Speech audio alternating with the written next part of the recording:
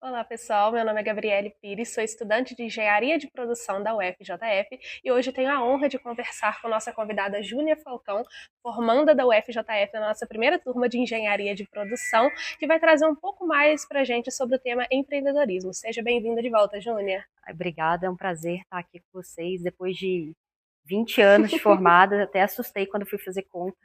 20 anos de formada, desde a primeira turma, é um prazer voltar aqui e conversar com vocês. Uhum. Júnia, a gente sondou um pouco pelo campus da UFJF e muitas pessoas ainda não sabem o que faz um engenheiro de produção. Eu imagino que na sua época essa situação era um pouquinho pior. Uhum. Então me conta um pouquinho por que você quis fazer engenharia de produção na UFJF e quais eram as expectativas da Júnia Caloura. Então, na verdade, eu comecei fazendo engenharia civil. Aí não existia ainda o curso de engenharia de produção. Comecei na civil e aquilo me inquietava porque eu pensava assim, daqui a 5 anos eu vou estar numa obra. Nossa, eu falava assim, isso não é para mim. Mas eu tinha sempre a certeza de que eu queria engenharia. Isso era uma certeza.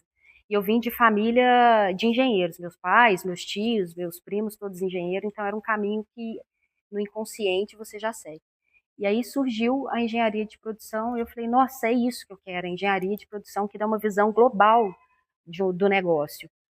Você tem visão estratégica, você tem visão do planejamento, você tem visão do todo. E na civil eu estava sendo aquela especialista em civil e aquilo não mexia comigo. Então, quando veio o curso, abriram 2 vagas, eu já estava na faculdade, né, já estava aqui na universidade, abriram 2 vagas para produção, porque já tinha turma. Eu fiz a prova, passei, falei, é isso que eu quero. E aí eu fui para produção. Como eram as oportunidades de trabalho dentro e fora do curso? Ó, dentro e fora do curso. Dentro a gente foi a primeira turma, então tem o lado positivo, né, que se é a primeira turma, então você consegue construir muita coisa, e o lado ruim porque está construindo, né, então você está aprendendo. Mas a gente foi em muitos congressos, a gente montou a empresa Júnior, que eu nem sei se hoje existe, se mudou, né, como que está hoje. A gente estudava diferente do que é hoje, que hoje tem a internet, que você consegue pegar um monte de informação, filtrando as informações, obviamente, mas a gente estudava e tinha oportunidade de estágio também, né? Menos as empresas não sabiam, estavam conhecendo ainda, mas a gente tinha as oportunidades de estágio também. Entendi, Júnia. E como se deu o início da sua carreira no meio corporativo? As empresas que você passou, as áreas que você atuou? Vamos lá, eu fiz estágio na Becton Dickinson, né, na área de planejamento, e saí para dedicar para a faculdade. E aí, quando eu formei, você tem que correr atrás, vou para onde, né? E eu fui para uma empresa de confecção para trabalhar e entender, para ajudar a empresa na parte de processo, porque tinham, sei lá, 50 costureiras e a gente tinha que melhorar o processo produtivo delas ali. E nesse meio tempo a gente foi fazendo esse trabalho e a Rapidão Cometa, hoje é a FedEx, né, que está ali no centro indústria, como é que chama ali na Pangeia ali, que eu não lembro mais o nome, estava trazendo a Natura. Foi o primeiro CD descentralizado da Natura no Brasil, e a Rapidão Cometa quem ia fazer a logística dessa operação. Então, a Rapidão Cometa me entrevistou, assim como entrevistou outros alunos da engenharia de produção, e a gente começou o CD descentralizado da Natura o primeiro CD descentralizado da Natura no Brasil. Aí, feito isso, só que eu entrei como encarregada, não entrei como engenheira, então isso é uma coisa também que a gente está na faculdade, a gente acha que vai entrar, formar e vai, você é engenheiro. E aí a gente fala, não, você entra com um cargo menor, com um nome diferente de um cargo, e depois você vai crescendo ali. Mas aí o que aconteceu? Eu fui encarregada de planejamento ali na Natura, pela Cometa, e me convidaram para voltar para ir para fazer infraestrutura de obra em Mariana, Minas Gerais, ali perto de Ouro Preto, de uma mina da Vale. E aí eu fui, porque eu ia ganhar 3 vezes mais e eu ia ser engenheira, eu ia ter o título de engenheira. E aí isso eu fui. E eu saí da civil sabendo que eu não gostava de civil e voltei para civil.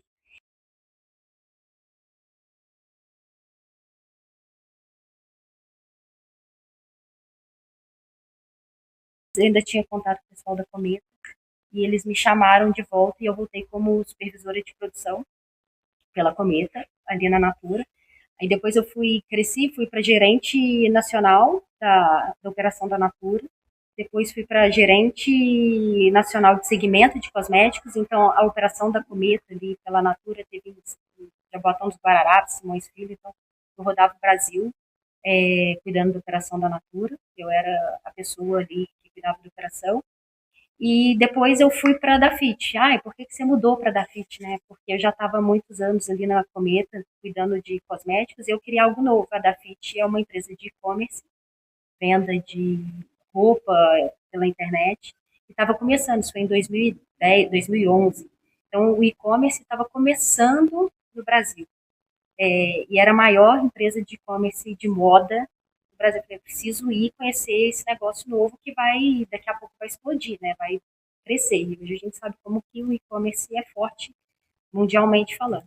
Então eu tomei decisão, fui para a Dafit, fui cuidar de operação logística, e no meio do processo na Dafit me convidaram para ir para a área de conteúdo. E aí foi muito legal, porque o que é a área de conteúdo, né? Para a gente estar no e-commerce, a gente tem que fazer foto, subir foto, fazer descrição de produto, e me convidaram para ir. Falei, nossa, mas eu não sei nada de conteúdo, né? Eu sei cuidar de logística.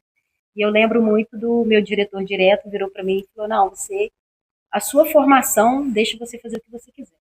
Você tem capacidade de fazer aquilo que você quiser, porque vocês têm visão do que tem que ser feito. Foi pai e bola, né? A gente criou, aí tinha essa empresa, essa área de conteúdo, e ali eu fiquei até eu resolver que não, eu quero alçar outros voos, e para mim o meio corporativo já está ok. Após essa sua trajetória no meio corporativo, empresarial, eu tenho certeza que você adquiriu muitos conhecimentos e você carregou vários deles ao longo da sua trajetória. Mas qual que você considera crucial que você carrega até hoje? Olha, o mais assim importante, pensando assim, primeiro a gente tem que saber transitar por todas as áreas, desde quem está na operação, na produção, até o presidente da empresa. Porque quando você consegue transitar ali, você consegue se comunicar, você consegue expor aquilo que você acredita. E o outro a gente precisa, a gente está moldada pelo meio, né? Então, o meio molda a gente, mas a gente precisa levar o conhecimento técnico junto com o humano também. Desde a sua fase caloura, você faria algo de diferente naquela primeira turma? Nada de diferente. Por que nada de diferente? Né? Ah, não é possível, você acha que você não errou? Não, errei um monte. Mas se eu não tivesse errado, eu não ia estar aqui conversando com você, trazendo a minha experiência para vocês. Então, errar a gente vai errar e continua errando, mas faz parte do aprendizado para a gente conseguir construir o que a gente deseja, né? O que mais te marcou nessa fase da faculdade? O que mais me marcou na fase da faculdade essa dinâmica, né? A gente precisa dessa dinâmica de saber olhar o todo. Então, o mais importante é você conseguir ter a visão geral das coisas, e a faculdade dá muito isso pra gente. E ir sem medo, tem que ir sem medo. Assim como eu fui para produção e sabe-se lá, né? E eu vim de uma família de engenheiros onde eu tinha tudo pronto. Né? Meu pai tinha uma construção, tinha uma empresa de construção, construtora. E eu falei assim, você está com tudo pronto, por que você vai? Mas não é isso. Então, a faculdade me trouxe essa visão de que eu consigo fazer outras coisas. Na vida nós temos alguns impulsionadores, hoje em dia são conhecidos como gatilhos. Teve algum que te impulsionou de uma forma diferente, seja ele bom ou ruim? Então, na vida, você mesmo já colocou, né? Na vida da gente, a gente tem vários, né? No decorrer da nossa vida. No meio corporativo foram dois, e depois que eu saí, fui para construir meu negócio, também tem outros. O primeiro foi na civil, porque eu sabia que aquilo não era para mim, e eu fui, voltei, e sabia que aquilo não era para mim. Então, você tentou de novo, estou te dando gatilho de que você não é para você estar aí, você está aí. Esse foi um. E o outro gatilho foi para sair do meio corporativo, e esse foi para voltar para onde eu acreditava, né? Sair da civil, voltar para onde eu acreditava. O outro foi numa festa de um chá de bebê, de uma amigona minha, e tinha pilha de fralda, assim, E eu falava assim, meu Deus, essa quantidade de fralda aqui, isso é um problema, né?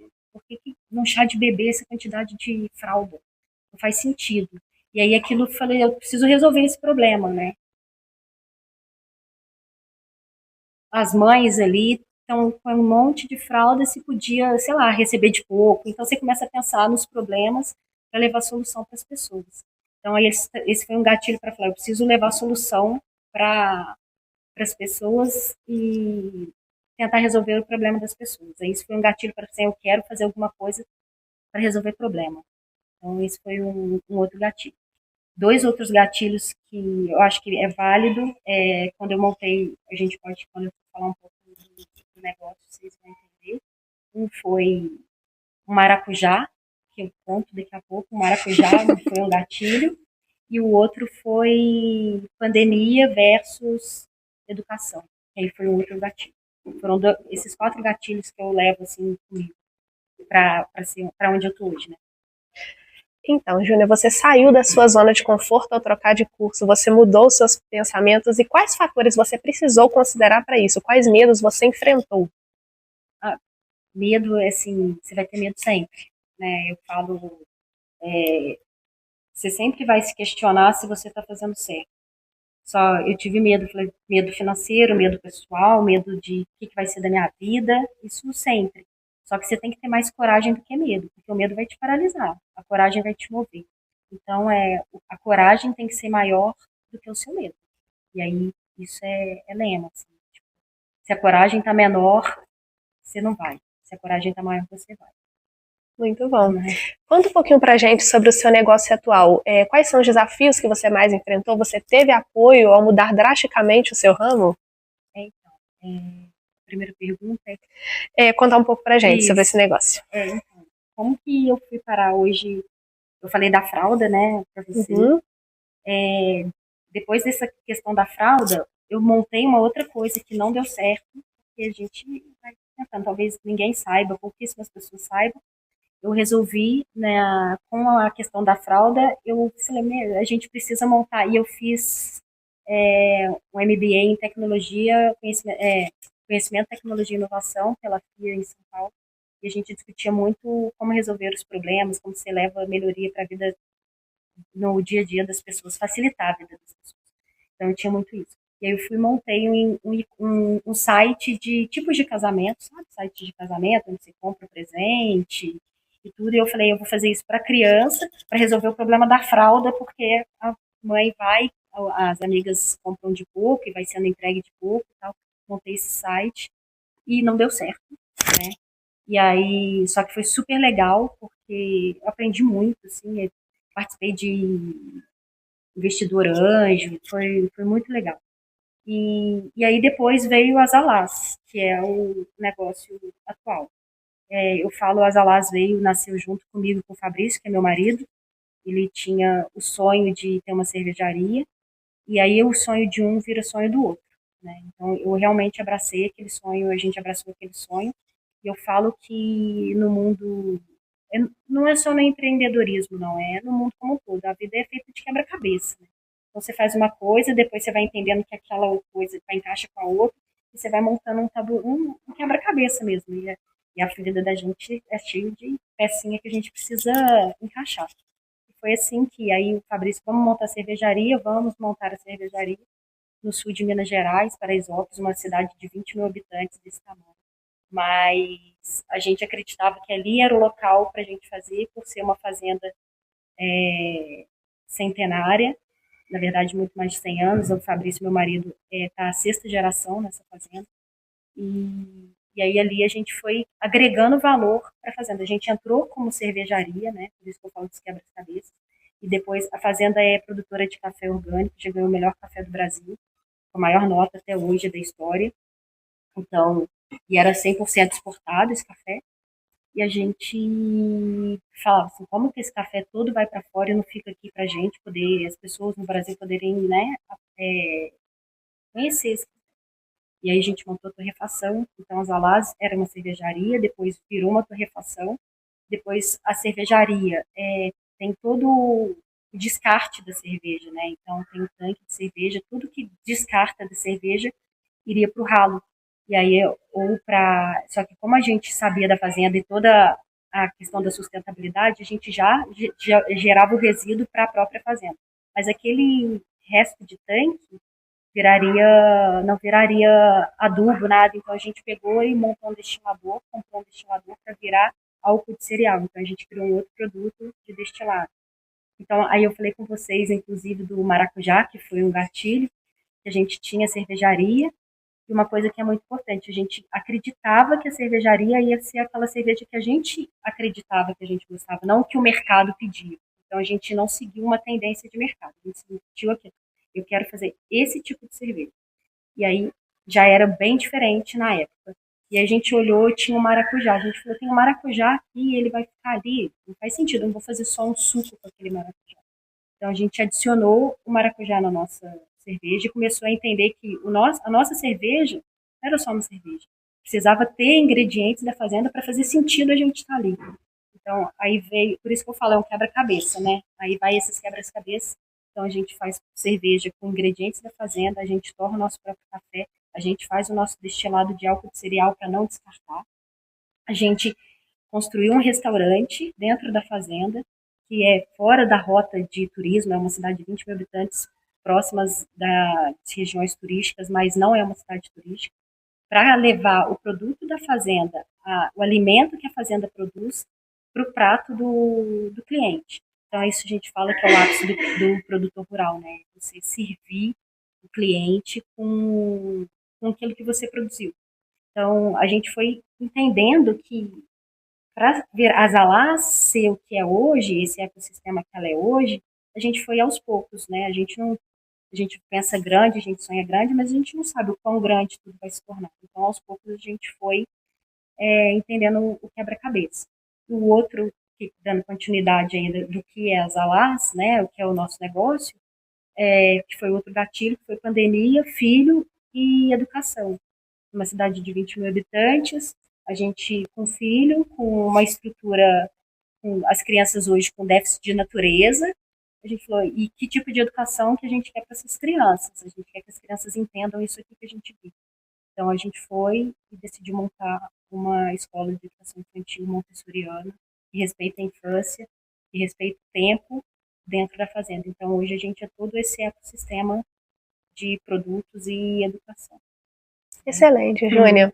Eu, como estudante de engenharia de produção, eu imagino que a sua versão Júnia empreendedora e Júnia engenheira tiveram uma jornada muito grande de muitos aprendizados e muitos desafios. O que a Júnia empreendedora ela usa como habilidade da Júnia engenheira no dia a dia? Tudo, a Júnia, gente, na produção, tudo que você aprende na produção, você leva para o empreendedorismo, assim, é tudo. Desde montar uma planilha, que é o mais básico, até você olhar um planejamento, você pensar estrategicamente, você olhar um negócio, a qualidade, seguir um processo, tudo que eu levar no corporativo, eu levo para o povo que tem hoje. É tudo. E talvez, se eu tivesse num curso especialista, eu não teria essa visão. Então, tudo assim, que eu aprendi, eu levo. Sem sombra de dúvida, tudo. Muito bom. E para você que viveu nos dois meios, o que você aconselha para a gente de prós e contras, tanto do meio corporativo quanto do empreendedorismo? Vamos lá, no corporativo a gente tem a falsa segurança de que você tem um emprego estável, né? Você tem, talvez, recursos ou não, e estrutura. E só que você não tem liberdade. No empreendedorismo, quando você empreende, você acha que tem liberdade, porque você trabalha muito mais, mas eu tô aqui hoje, né, vim falar com vocês, mas eu tô à noite trabalhando em alguma coisa que eu preciso entregar, então eu falo que é uma falsa liberdade, mas que todo mundo acredita que é uma liberdade. E você tá cuidando do seu sonho, que isso é bom, e o ruim é que a responsabilidade é toda sua. Então, tem esses dois pontos. Entendo. Se você pudesse voltar no tempo e conversar com aquela Júnia, estudante de engenharia de produção, que tinha tantas incertezas, o que você diria para ela? É aquilo que eu já falei, o ambiente molda a gente, né? Mas não é um ambiente que molda tudo. O propósito é muito mais importante do que aquilo. Você tem que ter um propósito. E o que eu falaria mais para aquela engenheira é estuda, eu estudava, tá? Mas não deixe de estudar, precisa estudar. E não é estudar só os 5 anos na faculdade, você tem que continuar estudando, você tem que continuar lendo, porque a gente vive num mundo muito rápido, muito imediatista. Então, você vai precisar estudar e, deixa eu ver, a faculdade, ela vai te dar uma formação, mas ela não vai te dizer o que você vai ser para sempre. Ela só vai abrir caminho para você. Então, não é porque você fez isso que você vai ter que fazer isso pro resto da sua vida. Muito bom. Sua história é incrível, Júnia. É muito bom ver como você transformou seu conhecimento técnico numa jornada tão inspiradora, com tanto propósito. É até um pouco alívio para nós, estudantes de engenharia de produção, que às vezes temos tantas inseguranças com o nosso futuro. Muito obrigada. Eu que agradeço. Eu acho que eu só queria colocar alguns pontos que é importante assim para vocês. Talvez se tivessem falado para mim, mudaria alguma coisa, talvez não, porque eu acredito em algumas coisas. Cada um é um. Tem gente que nasceu para ser líder corporativo porque gosta e é muito legal também, é muito bacana. E abrir empresa não é só abrir um CNPJ, porque é muito além do que só abrir um CNPJ. Depois que você abre, se você faz aquilo com verdade, com propósito, aquilo está dando certo. Uau, que ótimo, está dando certo. Mas você tem que estar o tempo inteiro olhando para aquele negócio, porque as coisas mudam de uma hora para outra. Você acha que você está lá no ápice, de repente vem uma pandemia e você tem que se reinventar a todo tempo. Então, olha sempre para o seu negócio e nunca acredite que ele está no melhor que ele pode estar, porque ele pode estar sempre fazendo melhor. Então, é que você faça sempre o melhor naquilo que você propõe a fazer.